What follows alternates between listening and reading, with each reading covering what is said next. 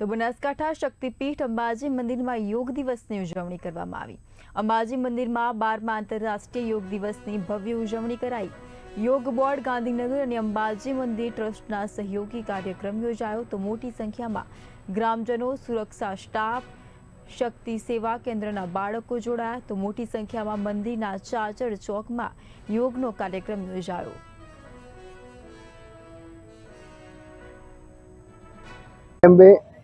આજે 12મા આંતરરાષ્ટ્રીય યોગ દિવસ નિમિત્તે અંબાજી મંદિર ખાતે શ્રી આરાસુરી અંબાજી માતા દેવસ્થાન ટ્રસ્ટ યોગ બોર્ડના સહયોગથી આજે અંબાજી મંદિરના આઇકોનિક પ્લેસ તરીકે અહીંયા યોગ ડેનું આયોજન કરેલ હતું। અંબાજી મંદિર સ્ટાફ, સરપંચશ્રી, ગામના અગ્રગણ્ય વડીલો, નાગરિકો, જુદી જુદી શૈક્ષણિક સંસ્થાઓના વિદ્યાર્થીઓ, સંસ્કૃત પાઠશાળાના વિદ્યાર્થીઓ એ સૌએ એમાં ઉત્સાહપૂર્વક ભાગ લીધો છે।